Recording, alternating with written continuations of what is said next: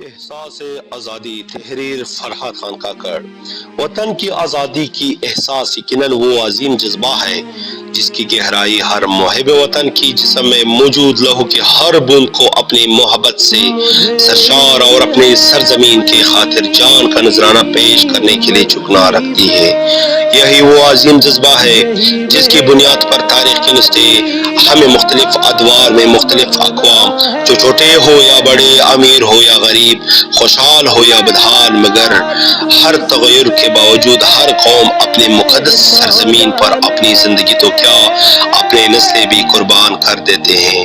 تاریخ کی کتابیں ہمیں جا کر یہ بتاتے ہیں کہ چند اقوام جنہوں نے اپنی آزادی کی خواہش ظاہر کیا تو قلیل مدت جتن ان کے عزائم کے لیے کارآمد ثابت ہوئی، مگر اس کے برعکس چند اقوام جن کی تمنائے آزادی اور اپنے دین و دستور اور روایت کے مطابق زندگی گزارنے کی خواہش نے انہیں کئی خونریز اور کٹھن ادوار سے ملوایا۔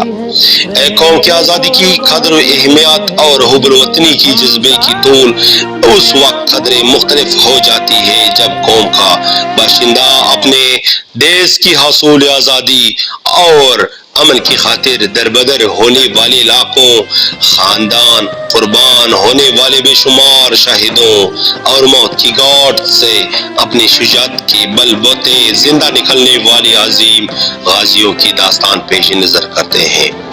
جب حصول آزادی کے لیے وقت کے چھوٹوں بڑوں، مردوں عورتوں، معذوروں ضعیفوں سب نے ایک جاں ہو کر جاں کی قربانی تک کا دریغ نہ کیا اور قابض و جابر کے سامنے ایک ایسی سرزمین کے لیے جدوجہد کی جہاں وہ اپنے دین و دستور، روایت اور بالخصوص اپنی اولاد کی روشن مستقبل پروان چڑھ سکے۔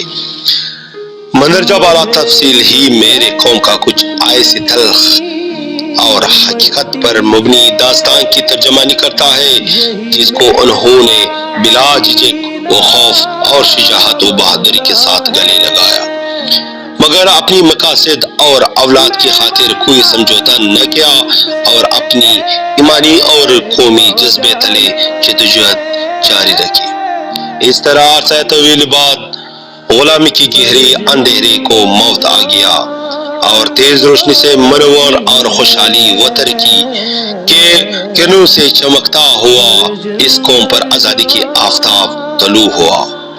یوں 14 اگست 1947 کو دنیا کے نقشے پر اسلامی جمہوریہ پاکستان وجود میں آیا۔ الحمدللہ الحمدللہ الحمدللہ، جو آج تک قائم و دائم ہے اور ہر سال میرے قوم جس آزادی کی مناسبت سے سجاوٹ اور خوشیوں کی ایک لہر دیکھی جاتی ہے جو یقیناً قابل ستائش ہے، مگر یہاں بطور محب وطن شہری میں اپنی قوم کے سامنے نہایت احترام کے ساتھ چند سوالات پیش نظر کرنا چاہتا ہوں۔ اول یہ کہ جس بنیاد پر اس قوم کو بنانے کا خواب دیکھا کیا تھا وہ ہمارے دین و دستور، روایت اور قومیت اور اخلاقیات تھے۔ اتنا عرصہ آزادی کا گزر گیا، کیا ہم آج تک مندرجہ بالا وجوہات میں سے کسی ایک کو بھی اپنے قوم میں معظم ہے؟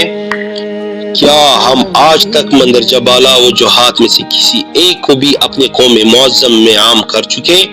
آزادی کے بعد ہماری قوم کو دینی آزادی میسر تو ہے، مگر دینی جذبات پر عمل صرف افضل گھڑیوں تک رہ گئی ہے۔ روایت زبانوں اور محفوظ کتابوں میں موجود اپنی وجود کا احساس دلا رہے ہیں، مگر کیا ہم روایات کو زندگی بخش رہے ہیں؟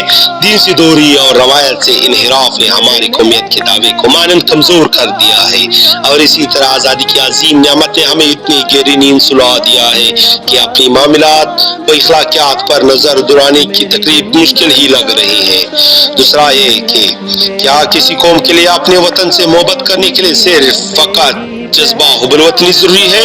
اپنی قوم کی ترقی و خوشی، عظمت و کامیابی اور تعمیر وطن کے لیے فقط جذبہ حب الوطنی ضروری ہے؟ کیا ہمارے آباء اور اجداد نے ایسے ہی صرف جذبہ الوطنی بل بوتے یہ سرزمین حاصل کیا؟ اس کا جواب ہے نہیں، بلکہ انہوں نے قربانیاں دی۔